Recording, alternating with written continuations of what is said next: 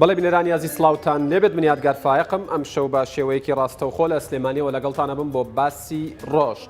میوانی ئەم شەومان خات و تەلار فایق بەڕێوەبەری گشتی فڕۆکەخانەی نێودەوڵەتی هەولێرە مەبەستمە لەو کاتی لە بەردەستمانە کۆمەڵێک پرسیاری لێ بکەم کە بەشێکی پرسیاری هاوڵاتیانە و بەشێکیشی پرسیاری گشتی و گرنگن. مەبەستمە بەوە دەست پێ بکەین ئەم ئابلوقەی لەسەر ئاسمانی هەرێمی کوردستان دانراوە تاکەی بەردەوامە بێت ئایا هیچ هەوڵێک دراوە بۆ چارەسەرکردنی و هیچ کاتێک دیاری کراوە چکە باس لەواکێک کە تا سەری ساڵ بە شێوەیەک لە شێوەکان گەشتەکان دەست پێەکەنەوە ئایا ئەمە تا چەندە ڕاستە. مەبەستمە قسە لەسەرەوە بکەین کە داواکاریەکانی حکوومەتی عێراقی چونکە بە دیاریکراوی عەبادی چونکە ئەوترێت ئەمە دەسەڵاتی فڕۆکەوانی عێراق و وەزارەتی گواستنەوەی عێراق تەنانەت ئاگاشیان لێنە بۆ پرسیشیان پێ نەکراوە کەواتە داواکاریەکانی عەبادی لە فڕۆکەخانەی نێودەوڵەتی هەولێر و سلێمانی چییە؟ ئەوێت چی بکەن؟ مەبەستی چییە کە بێت فڕۆکەخانەکان ڕادستی عێراق بکرێتەوە؟ مەبەستمە پرسیاری ئەوکەم کە داخستنی فڕۆکەخانەکان چ کاریگەریەکی لەسەر هەرێمی کوردستان و هاوڵاتیان داناوە لە ڕووی سیاسیەوە لە ڕووی بازرگانیەوە لە ڕووی مرۆییەوە لە ڕووی گەشتی بڵێن پێشمەرگەی بریندار خوێندکاران هاوڵاتیانی ئاسایی ینی ئەوانەی کە نەخۆشن پێویستیان بەوەی ناوە سەردان بکەن. ئەمەوێ قسە لەسەرەوە بکەین کە ئایا هیچ فشارێک کراوە لەلایەن حکوومەتی هەرێمی کوردستان و فڕۆکەخانەکانی هەرێمی کوردستانەوە ڕێگەینەتەوە یەکگرتوەکانەوە بێت. من ئاگادارم کە نامەیەکیان ئاڕاستێنێتەوە یەکگرتوەکان کردو بەڵام ئایا فشارەکان ئەنجامی هەبوو لە ڕێگەی وڵاتانی تر و نوێنەرایەتی و قونسوڵخانەکانی هەرێمی کوردستان. مەبەستم پرسیاری ئەوەش بکەم کە ئایا مەلەفی فڕۆکەخانەکان مەلەفێکی تایبەتە یان ئەم دۆسیەیە پەیوەستە بە دۆسیەی دەواازە سنووریەکانی هەرێمی کوردستان و من زیاتر ناڵێن بۆی کاتەکە زیاتر بۆ تەلارخان بێت خات و تەلار فایق بەڕێوەبەری گشتی فڕۆکەخانەی نێودەوڵەتی هەولێر سڵاوتان لێبێت. ئەمێ بۆ پرسیارە دەست پێ بکەم کوردستان لە چاوەڕوانی کردنەوەی ئاسمانەکەیدا لە چاوەڕوانی ئەوەیە کە ئابلوقە لەسەر ئاسمانەکەی لا ببرێت. ئایا ئەم ئابلوقەیە بەپی زانیاریەکانی ئێوە بەم جوانە دەشکێت و بە بڕایەوە تاکەی بەردەوامە بێت؟ بەڵێ تەبانە بڕیارێکە دەرچووە ئابلوقەکە لە 29ەوە تەنفیزکرا قرار وایە هەتاکو 29 بێ. ئێمە لەبەری کە لە عێراق ژین لە دەوڵەتێکا کە لەسەر هیچ بنەمایەک و هیچ قیاساتێک نییە لەبەرەوە ئێمە نازانین عادی دڵنیان نین ئایا ئەو گەمارۆیە تازە ئەکرێتەوە درێژەکرێتەوە یاخودنا. بەنسبەت هەوڵەکانەوە ئێمە هەوکو حکوومەتی هەرێمی کوردستان لە ڕێی وزارەتەوە هەروەها وەکو فڕۆکەخانەکان هەوڵی زۆرمان داوەکەوە گفتوگۆیە دەست پێ بکەین لەگەڵ حکوومەتی عێراق بەڵام نەبە نووسراوەکان نەبە پەیوەندیە تەلەفۆنەکان تاکو ئەمڕۆ هیچ وەڵامێک نەیراوینێتەوە بڵین بەنسبەت بەغاوە لەبەرەوە تا ئێستا نەمانتوانیەوە یەک هەنگاویش بنین یاخود بەوازەحی کەسێک بە ئەمێ ڕوون نەکردوێتەوە تەبیعەتی داواکاریەکەیان چییە؟ ئالەتی جێبەجێکردنی داواکاریەکەیان چۆنە؟ ئەو یعنی بە کەلیمەیە کە ئەڵێ ڕادستی فڕۆکەخانەکان بکرێ ئێمە تێنەگەیشتون چۆنی ڕادست بکرێ لەبەرەوە تاکو ئێستا هیچ هەنگاوێک بەرەو پێشەوە نەڕۆیشتون لەم بابەتەیە. بەڵێ تەلارخان بەنسبەت ینی حکوومەتی عێراقیەوە ئێوە ئەوەندەی قسەتان لەگەڵ وەزارەتی گواستنەوە لەگەڵ لایەنی پەیوەنددار لەگەڵ دەسەڵاتی فڕۆکەوانی عێراقی قسەتان کردووە ئەوان وەڵامیان چییە بۆ ئەم بڕیارەی عەبادی بەرامبەر بە فڕۆکەخانەکانی هەرێمی کوردستان؟ بەڵێ بەداخەوەلەوە چێ نە وزارەتی گواستنەوەی عێراق و نە دەسەڵاتی فڕۆکەوانی عێراقی ئاگایان لەم بابەتە بێ لەبەری کە ئێمە هەر لە سەرەتاوە هەوڵی ئەومان وەکو حکوومەتی هەرێمی کوردستان نووسراومان نات بۆ بەغا تەبعاً ئێمە وەکوی کە فڕۆکەخانەین بابەتەکەمان تەوجیهی وەزیر و دەسەڵاتی فڕۆکەوانی عێراقی کرد بەڵام لە وەڵامدا وەزیر بە منی وت کەوە خۆتەزانی ئەو شتا لە دەستی ئێمەیانە بڕیارەکە تەنها عەبادی یاوێتی و پرسیش بە ئێمە نەکراوە لەبەرەوە ئێمە هیچمان پێ ناکرێ هەتا ینی ئامۆژگاری کردوتی ئێمە پێمان باشە هەچ نووسراوێک یاخود سوالێکتانە بێ ڕاستەو خۆ یەکسەر تەوجیهی مەکتەبی عەبادی بکرێ لەبەری کە ینی ئیشەکە بە هیچ جۆرێک لە دەستی ئێمەیانە چونکە خۆی بڕیارەکە بڕیارێکی سیاسی بوو بە حەقیقەت ینی هیچ کێشێکی تەکنیکی یاخود هیچ خاڵێکی فڕۆکەوانی لەم مۆزوعەیە نەبوو. تەلارخان دەسەڵاتی فڕۆکەوانی وەزارەتی گواستنەوە ئەو لایەنانەی لە ناو حکوومەتی عێراقیەوە پەیوەندیتان پێوە کردوون دانیان بەوە داناوە کە ئەم بڕیارە بڕیارێکی سیاسیە؟ بەڵێ بێگومان من خودی وەزیریان پێوتم کە ئەم بڕیارە بە هیچ شێوەیەک پەیوەندی بە وەزارەت و بە دەسەڵاتی فڕۆکەوانی عێراقیەوە نییە مانای وایە بڕیارەکە سیاسیە چکە لە دنیای دەرەوەیە لە هەموو وڵاتانە هەموو ئەو کاروبارانی کە پەیوەندی بە فڕۆکەخانەکانەوە هەبێ عادەتەن هەچ بڕیارێک لە بواری فڕۆکەوانیە کە دەرەچێت لە دەسەڵاتی فڕۆکەوانی ئەو وڵاتەوە دەرەچێت لە دنیای نەبینراوە مەسەرەن ڕئیس وەزیرێک هەستێ بەو کارە هەستێت چونکە ئەو شتانە ئیشی اختصاصە یعنی هیچ پەیوەندی بەوە نییە بەزیتر ئێرە عێراقە طبعاً هەچ کەسێ لە جیاتی هەچ کەسێ قەرار بە شتەکە زۆری احتیادی بووە کەواتە مادام ئێرە عێراقا حکوومەتی هەرێمی کوردستان و ئێوە ئەتوانن بە هیچ شێوەیەک لە شێوەکان ینی ئەم ئابلوقەیە بشکێنن بە فشاری نێودەوڵەتی بێت بە قسەکردن لەگەڵ وڵاتان بێت بە فشاری نەتەوەیە گرتوەکان بێت کە پێم وا بێت بە شێوەیەک لە شێوەکان مەلەفێکی لەو جۆرەیان بۆ فڕۆکەخانەکان و پێشێلکردنی یاسا لەلایەن عەبادیەوە کردوتەوە ئەوان چی بە ئێواڵێن لایەنی دەرەوە مەبەستم بەڵێ خۆی لەبەری کە بڕیارەکە خاڵی لاوازی زۆرتیایە تەمان بۆ ئێمە ئاسانتیەکە کە بتوانین بیکەین بە نوقتا بەس لەبەری کە ئێمە وەکو دنیای دەرەوە یاخود ئێمە ئەندامنین لە منەظەمەی ئایکایۆ و لە ناو نەتەوەیە گرتوەکانە یعنی قانونیان ئێمە ناتوانین ڕاستە و خۆ با بڵین شکات لە عراق بکەین چکە هەردووکمان ینی با بڵین دەوڵەتێکین بەس ئێمە لەبەری کە زانیمانەکەەوە هەروکوتم ینی خاڵی لاوازی زۆرتیە ئێمە هەستاوین مزەکەرەیەکمان نووسی و پێشکەشی نەتەوەیە گرتوەکانمان کردووە بێجگە لەوە من یعنی ئەتوانم بڵم ڕۆژانە قونسوڵەکان سەفیرەکان نوێنەری نەتەوەیە گرتوەکان هەمویانە بینم طبعاً بۆ هەمویان باسەکەین ئێمە بە ئەرقام و بە ژمارە کە ئەم بڕیارە تەسیرەکەی چۆن بووە لەو پێش چۆن بووە غەڵەتەکان لەکوایە دەستورەکە باز لە چی ئەکا قانونی سڵتەی تەیرانی مەدەنی عراقی باسی چی ئەکات و ئەم قەرارە چۆن نایاساییە یعنی ئێمە ئەمانەمان هەمووی ڕوون کردوەوە هەمووشی کراوە بە تەقریر خۆشببختانە ئەوەی کە بەرزمان کردبوو بۆ نەتەوەیە گرتوەکان لەواچێ نێرااو بۆ بەشی یاسایی لەوێ بەشی یاساییش هەروکو بیستومە ئێستا بڵین بە دوچوونەکەن لەگەڵ ڕێکخراوی ئایکایۆ دەسەڵاتی فڕۆکەوانی نێودەوڵەتی ئەگەر ئیتر کارواهی بڕوا لەوانەیە ئەوان هەستن ینی ئیجراعاتی خۆیان بکەن بەرامبەر بە عێراق طبعاً ئەمە لەوانەیە دوور بێ ئەمە نقطەیە نییە بڵم بە بۆنی ئەمەوە فڕۆکەخانەکرێتەوە نەخێر بەڵام ئەگەر ئاگاداربوونەوەیکیش بۆ عراق دەرچێت طبعاً لەسەر ئەوان هەرەکەوێت چونکە ئەم شتانە هەر ئەبێ و ئەوانی ژۆکو ئەوەی کە وەکو ئەندامێک اتفاقی شیکاگۆیان لە 1940 نوێنەری وڵاتان ئەبینن بەڵێ ئەوان تەجاوب و وەڵامیان بۆ ڕوونکردنەوەکانی ئێوە چییە؟ ئایا ئەوانیش پێیان وایە کە ئەمە پێشێلکردنی یاسایە یان دیسان بە بابەتێکی نێوخۆی ێزان و بە چاکی نازانن دەستێوەردانی تیا بکەن؟ بەڵێ هەروەکو لە دەستوردا هاتووە ئەگەر ئێمە باسی دەواازە سنووریەکان بکەین لەوانەیە بتوانین لە ڕووی گومرگ و یاخود جوازاتەوە تۆزێک ینی بڵین مەسائلی سیادی تایە کە ئەوەش ئەبێ بە هاوبەشی لە بینی هەردوو لایە بکرێ بەڵام بەڕێوەبردننی فڕۆکەخانەکان بە هیچ جۆرێک نە لە دەستورە نە لە قانونی تەیرانی مەدەنی عراقی 1974 نا لە یاساکەی کوردستانی ژمارە 2008 لە هیچ شوێنێکە نەهاتووە خۆی خودی قانونەکەی عراقیش ئەڵێ ئەو متارانەی کە کەوا لەلایەن حکوومەتێکی معەنەوە تەمویلەکرێ یاخود بەڕێوە ئەبرێ ئەوە لە ژێر سوڵتەی باڵین ئەو حکوومەتەیە بێ ئێمە لە کوردستان مەتارەکان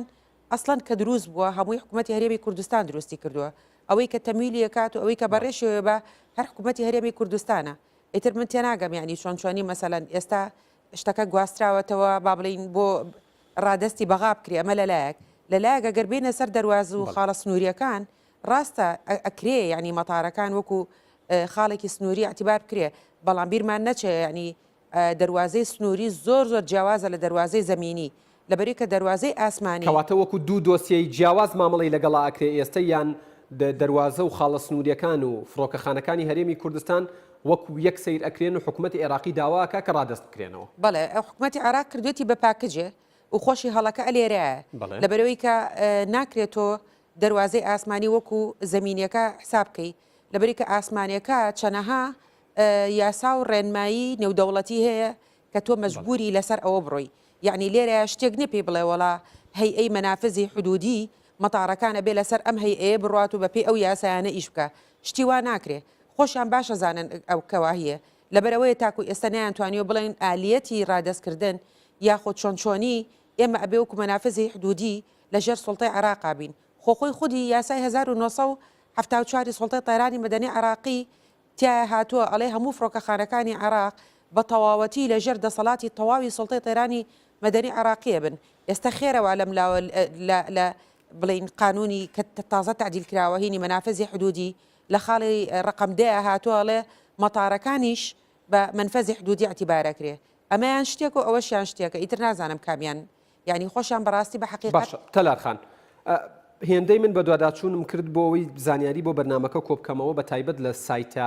عێراقیەکان عەرەبیەکانی عێراق و زمان حاڵی حکوومەتی عێراقی زیاتر مەبەست لە ڕادست و تەسلیمکردنی فڕۆکەخانەکانی هەرێمی کوردستان ڕادستکردنی گومرک و ئاساییشە. ئێوە بۆچی لاریتان هەیە لەم خاڵی حکوومەتی عێراقی؟ بەڵێ خۆی ئەو بابلیت بەشە سەربازیانە خۆیان هەر تابع بە یعنی حکوومەتی فدرالین. خۆ ئێمە بابلین پۆلیسی حدودیمان هەیە گومرگمانە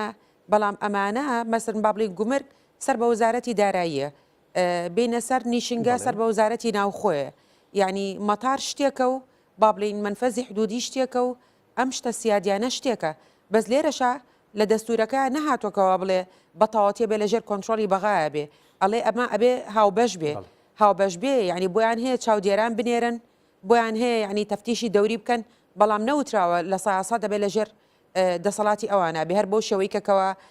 لە بڕارەکەی ئەم خاڵە بەلای ئێوە مەرفوز و ڕەتکراوەتەوە بە تەواوەتی کە بە هیچ شێوەیەک حکوومەتی هەرێمی کوردستان و ئێوە وەکو بەڕێوەبەرانی فڕۆکەخانەکانی هەولێر و سلێمانی ئامادەنین کە فڕۆکەخانەکان بە تەواوەتی ڕادستی حکوومەتی عێراقی و دەسەڵاتی عێراق بکەنەوە کە ئەوان بەڕێوەی برن خۆی با ئێمە جارێ تێ بگەین ئەوان بزەبت مەبەستیان چییە لە داواکاریەکە هەروەکوتم بە دوو کەلیمە هاتووە بەڵام ئەگەر مەبەست لەوە بێکەوە بە تەواوەتی ڕادەستیکەین نەخێر من وەکو فڕۆکەخانی هەولێر ئەڵێم بە هیچ شێوەیەک رازی نابین چکە لە هیچ لە یاساکانە نەهاتووە کە ئەبێ بەو شێوەیە بێ کەواتە ئەمە یعنی دژی دەستورەکەشەکە ئەوان ئەڵێن ئەبێ ئێمە لەسەر دەستورەکە بڕۆین ئێمە دراسەیەکی زۆر تەسەلمان کردووە راپۆرتێکی کامریشمان ئامادە کردووە خاڵ بە خاڵی دەستور و یاسای طێرانی مەدەنی عراقی هەموویمان دراست کردو بۆی کە بزانین لەکوێ ئێمە ئەتوانین ئەوەی کە نەمان کردو بیکەین.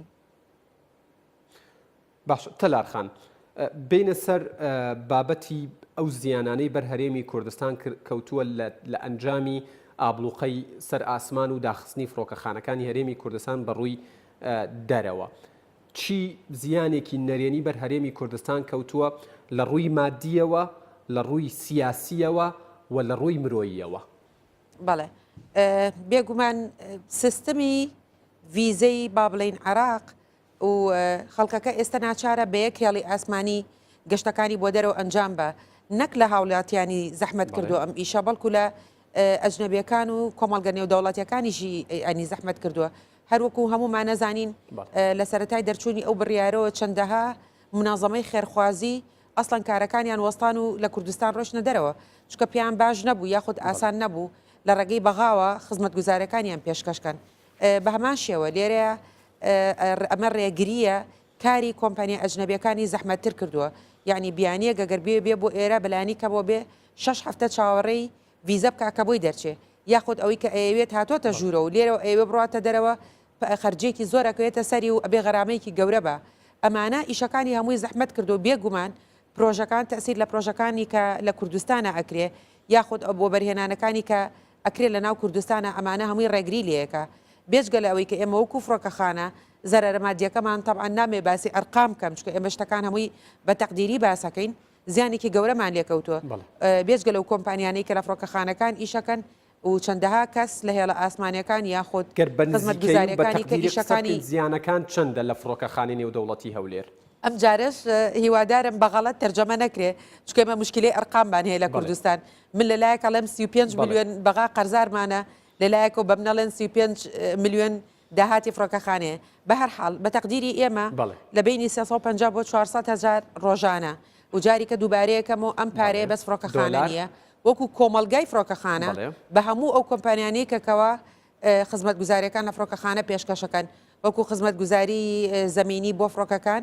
یاخود دابینکردنی سوتەمەنی فڕۆکە یاخود گواستنەوە و تەکسی و مەتاعمەکان و هەموو ئەو کۆمپانیانەی کە لەوێ ئیشەکەن. باشە ئەی بەنسبەت زیانەکانی حکوومەتی عێراقیەوە زیانەکانی ئەوان چەندە؟ بەڵێ ئێمە ئەوەی کە تەوقعمان ناکرد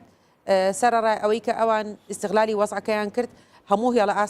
ئاسمانیەکانیان ڕاگرت و بەس هێڵی ئاسمانی عراقیان هێشتەوە بەڵام ئەوانیش بە دەر نەبوون لە زەرەرەکانە بەپی ئامارەکانی ئێمە مانگی 4 لە سا 29 ژماری گەشتاریان دابەزی جگەلەوەی کە ئەم کاری کە کراوە ینی ئێمە فڕۆکەخانەی سلێمانی تقریبان لە سا 37 بڵین بواری فڕۆکەوانین لە عێراقا یعنی بڕیارێکی وە پەکخستنی دوو فڕۆکەخانەی زۆر گرنگ لە عێراقا ئەمە خۆی بۆ خۆی تەسیری هەیە لەسەر بواری فڕۆکەوانی لە عێراقا و بەڕای من بەم شێوەیە ئەم جۆرە قەرارانە بواری فڕۆکەوانی کە خۆی پێویستی بە هەڵسانەوە هەیە 20 ساڵی خاتەوە دواوە عەبادی بەم جۆرە بڕیارانە چکە تۆ بتێنێت ئاسمانەکە ئاسمانی عێراق هینی هەمووانە و لە دەرەوە کە باسەکرێ وڵاتی عێراق ژماری گەشتی ئەمەنە بووە هەتاکو چەند پێشکەوتوو بووە بە شێوەیەکی گشتی باسەکرێ وەگلەوەی کە بڵێ ئەمە عێراق ئەمە بەغایە و ئەمە کوردستانە. بەڵێ تەلارخان بەنسبەت لایەنی سیاسی و دیپلۆماسیەوە یعنی ئێستا هەرێمی کوردستان گەشتە سیاسی و دیپلۆماسیەکانی لە ڕێگەی تورکیاوە ئەکات بۆچی لە ڕێگەی عێراقەوە نایکەن لە بەغداوە؟ بەڵێ هەروکو بە جەنابتم بوو ئەوەی کە ئێمە تەوەقوعمان ناکرێمەوەمان نەزانی خەڵکەکە هەمووی بڵین لە ڕێی بەغاوە ئەڕوا بەس دیارە لەبەر مەترسی ئەمنی یەکەمیان دومیان لەبەر زەحمەتی و با بڵین لاوازی خزمەت گوزاریەکانی کە لە فڕۆکەخانەی بەغا پێشکەشەکرێ هەر لە ونبوونی جانتاکان و با بڵین چاوەڕکردنێکی زۆر بێژگەلەوەی کە سیستمی ڤیزەی ئەوان طبعاً فەرقی هەیە لەگەڵ هی کوردستانە هەروکو بە جەنابتم وت ینی خەڵکە بێ تقریبان 6 هەفتەیەک پێشوەخت تەقدیمی ڤیزەی عێراق بکە هەروەها خەرجێکی یەکجار زۆریش بۆ وەرگرتنی ڤیزەکان لەسەر خەڵک دایانێن ئەمە وای کردووە کەوە ینی خەڵکەکە زیاتر لە تورکیاوە سەفەرکە من بۆیە ئەڵێم ینی بڕیاری لەم جۆرە بەس بە زەرری کوردستان ناگەڕێتەوە بەڵکو بەهی عراقیش ئەگەڕێتەوە یعنی یەکێکی وەکو لە مووقعی جەنابی سەرۆک وەزیرانی عێراقا کە پێویستە پلانی داڕێژێ بۆ زیاکردنی داهاتی وڵاتەکەی بەڵام بەم شێوازە و بەم جۆرە بریارانە تەوان کاسبێکی زۆر باشی بۆ تورکیا دروست کردووە. بەڵێ تەلارخان بەنسبەت لایەنی مرۆییەوە ینی ئەوترێت بەرپرسانی هەرێمی کوردستان کێشە و فشارێکی ئەو تۆیان لەسەر دروست نەبووە بۆ گەشتکردن ئەوەی فشاری لەسەر دروست بۆ هاوڵاتی ئاساییە نەخۆشەکانن پێشمەرگە بریندارەکان و خوێندکاران و قوتابیانن ئێوە لای خۆتانەوە هیچ بەدیلێکتان پێشنیاز کردووە بۆ ئەمانە بۆی ڕێگەیەکی ئاسانتر بێت چونکە باس لەوە ئەکرێت لە ناو فڕۆکەخانەکانی عێراق تەنانەت ئیهانەکردن و هەڕەشەکردن و سەرانە وەرگرتنیش هەیە بە تایبەت گەر بزانن کوردیت. بەڵێ وەڵاهی بەدیلەکە لە ئێستادا هەر تورکیا و ئەم بڕیارەکە دەرچووە بە هەمان شێوە تەسیری لە هەمووان کردووە هەر لە بەرپرسەکان یاخود مۆزەفەکان کارمەندەکان نەخۆش پێشمەرگە قوتابی تەسیری لە هەمووان کردو ینی بەس بۆ بڵین کۆمەڵێک لە خەڵکان نییە کەسان نییە لە ئێستادا ئێمە هەر ئەمەنەیە چارەکەمان بەڵام ئەگەر هات و ئیشەڵا سەربەخۆییمان وەرگرت چەنەها ڕێگەی تر هەیە ئەتوانین وەریگرین چکە ئێمە ئەگەر کێشەکەمان بەس کێشەی یاساییە بە ئەندام بوونمان لە بڵین منەظەمەی ئایکایەوە ئێمە ئەگەر ئەندام بین یاخودۆکو وڵاتێکی سربەخۆ بین ئەو کاتە بە هیچ شێوەیەک ئێمە پێویستیمان بە عێراق نییە یاخود بە بەغداد نییە چکە ئێمە خۆمان نەتوانین ئاسمانی خۆمان بەبێ هیچ کێشەیەک بەڕێوە بەرین هەروکو بە جەنابتم مەسەلەکە ڕێگە پێدانەکەیە ئاسمانەکە لەژێر کۆنتترۆلی کێدایە. باشە تەلارخان لە جێگەیەک ئاماژت بەوەدا بوو کە پێشببینی ئەەکەیت تا ساڵی نوێ هەرچەند لە سەرەتای بەرنامەکە قسەیەکت لەسەر کرد تا ساڵی نوێ گەمارۆکە لەسەر ئاسمانی هەرێمی کوردستان و فڕۆکەخانەکان هەڵبگیرێت لە فەیسبووکی ژێکێک لەو پرسیارانەی بۆ جەناب هاتووە ئەڵێت ینی باس لەوە ئەکرێت کە لە دەوحەوە بۆ هەولێر لە 2018 گەشت هەبێت و بە شێوەیەک لە شێوەکان گەمارۆکە نەمێنێت زانیاریەکانی لای جەنابتان چییە لەو بارەیەوە؟ بەڵێ ئەوەی کە بەڕێزە باسێکە تەوان باسکردن لە ئۆنلاین بووکین کە زۆربەی هێڵ ئاسمانەکان بەم کارە هەڵەستن من بیرمێ ماوەیەک پێش ئێستا تێکش ئێرلاین ئەوەی کرد ماوەیەک پێش ئێستا میدل ئیست نووسیبووی کە لە 2012ەوە تکتی بە خەڵکە فرۆشت بەس ئەمانە ئیشێکی ئەتیادیانی دەلالت لەوە ناکاکەوە بەڕاستی ینی بڵین گەمارۆکە لا ئەبرێ بەس ئێمە هیوادارین ینی چکە خۆی بڕیارەکە تاکو 2012 هەروکو بە جەنابتم وت و لەبەرەوەی کە تا ئێستا هیچ ئیسیجابەیەک نەبوو لەلایەن بەغاوە لە هەمان کاتا هیچ بڕیارێک نەیراوە کە تازە بکرێتەوە یاخودنا بەزەوەی کە ئێمە ئاگادارین من زۆر بە دڵنیایی و ئاگادارم کە کۆمەلگەی نێودەوڵەتی لەبەری کار وەکو بەجەنابتەم وت ئەمە تەسیری لە هەمووان کردووە لە هێزی هاوپەیمانان گەیاندنی خزمەت گوزاریەکان بە ئاوارەکان و با بڵین پێشمەرگە زەدی بڵین شەڕکردنیان لە زەدی داعش تەسیری لە هەمووان کردووە لەبەر ئەوە لە هەوڵێکی زۆر تونگدان ینی ئەمریکیەکان بەریتانیەکان هەتا وڵاتانی تریش من زۆربەی قۆنسڵەکان و سەفیرەکانە بینم ئەوانە زۆر ینی نیگەرانن لەم بڕیارە لەبەرەوە هەمویان زۆر پیان خۆشە کە هاوکاری بکەن بۆ ئیکە بڵین یارمەتی بن ئەم وەزعە نەهێڵن هەتا یەکێکیان ینی باسی لەوە کردوەتی ئەگەر لە شێوەکان دانیشتەکان و گفتوگوەکان و بەڵێ فشارەکان و ئەو راپۆرتی ڕوونکردنەوە و تەوزیحانەی پێشکەشتان کردوون هەستەکەن کە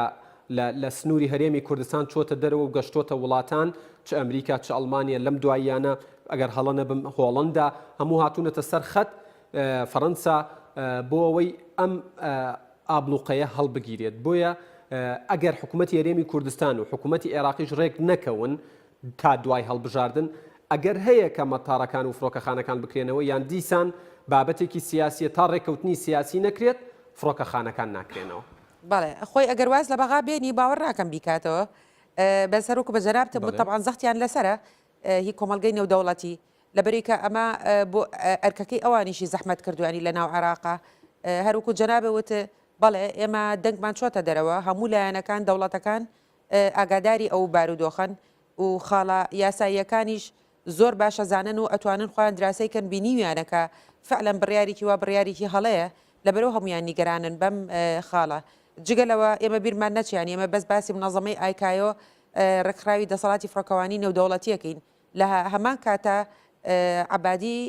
پێشەلکاری بەرامبەر بە هێڵە ئاسمانیەکانیش کردووە کە وەختی خۆی مزەکەری تەفاهمیان لەگەڵ عێراقا ئیمزا کردووە چکە تۆ بۆ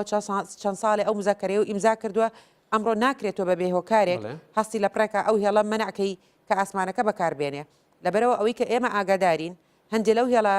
بیانیانە ئەوروپیانە بڵێ سکاڵایان لای حکوومەتی خۆیان بەرز کردوتەوە ئەوانیش بەو پێەیە بە دوچوونیان کردووە لەگەڵ منەظەمەی ئەیاتایە کە چۆن ئەم شتە قوبوڵەکرێ چونکە لە هیچ یاسایەکی نێودەوڵەتیە پێ ناڵێ ڕێگە بۆ نایەکەوە تۆ کاتێک لەبەر هەچ هۆکارێکی ئەمنی جزئێکی ئاسمانەکە یاخود ئاسمانەکە داخەی بە تۆ ناڵێ ئەوڵا ئەتوانی هەندێک هێڵ بە ئاسمانەکە تێپەڕێت و هەندێکیشی بۆستێنرێ لەبەرەوە زۆر خاڵی لاوازی تر هەیە کە ئێمە ینی هایلایتمان کردووە و گانومانە بەدەرەوە باشە تەلارخان ئەو زانیاریانەی لەبارەی ئەوەی کە ئاسمانی عێراق بە کۆمپانیای سێرکۆی بەریتانی فرۆشراوە زانیاریەکانی لای تۆ لەم ڕۆوە چین و ئایا ئەمە هەنگاوێکی یاسایی و دەستوریە؟ بەڵێ خۆی ئەو گرێبەستەی کە ئێستا زۆربەی خەڵک باسیەکە معلوم نییە ئیمزا کراوە ئێستا یاخود نە ئەوەی کە بەم دواییە بیستم بەحساب عەبادی و دیارە دوای ئەوەی کە ینی بۆتە دەنگۆ لە ناو پەرلەمانی خۆیانە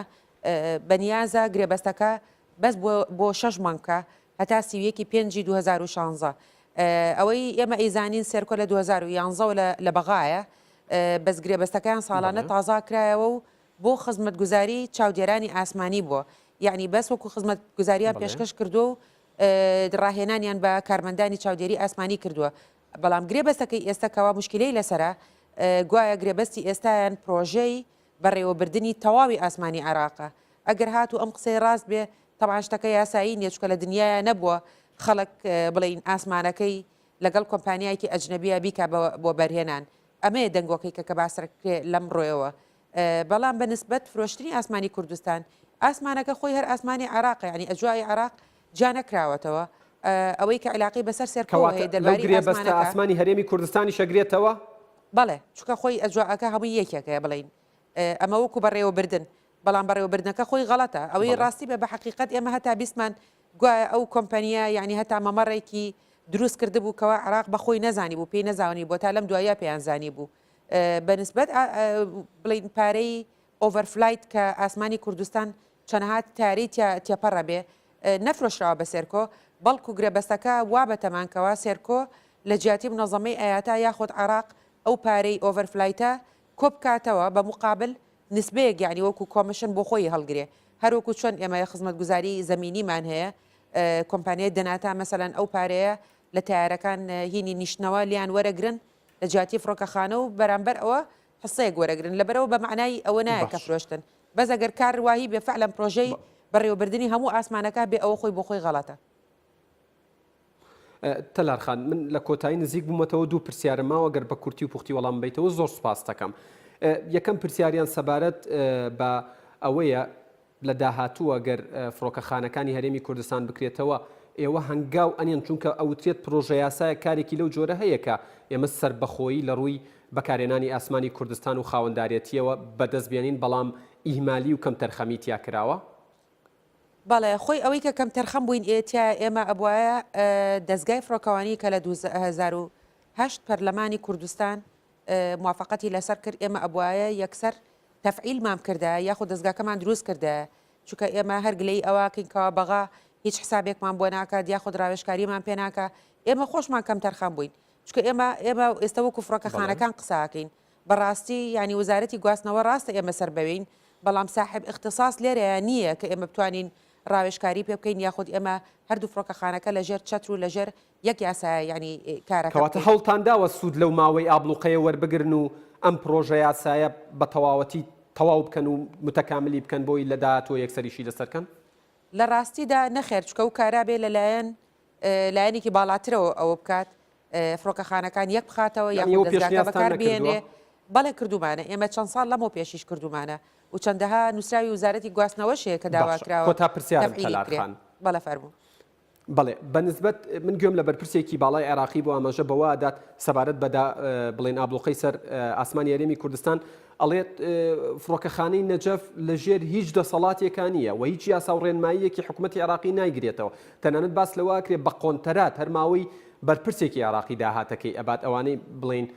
لە نەجەف دەسەڵاتیان هەیە بێگومان. ئێوە لە یاداشت و لە سکاڵەکانتانە ئاماژەتان بەمەداوە کە فڕۆکەخانەیەکی وا بێسەروبەر و بێخاوەنی شەیە کە لەگەڵ ڕێنمایی یان ناجوڵێتەوە لە عێراق؟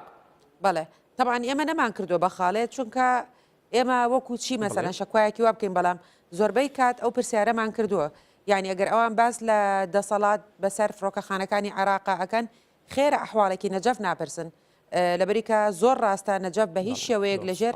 دەسەڵاتی نەوزارەتە و نە دەسەڵاتی فڕۆکەوانی عێراقی بەڵکو بە تەواوەتی فڕۆکەخانێکی سربەخۆیە و تاکو ئەمڕۆ لەلایەن ئەنجومەنی پارێزگاوە بەڕێوە ئەچێ دیارە پاش ئەوەی کە لە بەغا بیستراکەوە دەنگۆ لەم بارەیەوە کراوە و قسە زۆرە لەسەر ئەوەی کەکە بۆچی فڕۆکەخانی نەجەف قسە ناکەن و سربەخۆیە بڕیارێک لە مانگی 11 دەرچووە لەلایەن ئەنجومەنی وەزیران کە گوایە ئەبێ فڕۆکەخانی نەجەفیش بە هەمان شێوە بکەوێتە ژێر دەسەڵاتی فڕۆکەوانی عێراقیەوە بەڵام تا ئەمڕۆ نەجەف ئەو بڕیارەی جێبەجێ نەکردو و بە نیازیش نییە جێبەجێ بکە. بەڵێ خاتو تەلارفایق بەڕێوەبەری گشتی فڕۆکەخانی نێودەوڵەتی هەولێر زۆر سپاس بۆ زانیاریەکان سپاس بۆ ئێمە و بابینەرانت بەخشی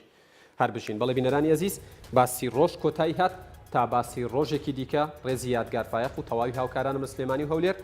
ئێوە و کوردستان لە ئەمانەتی خوادا.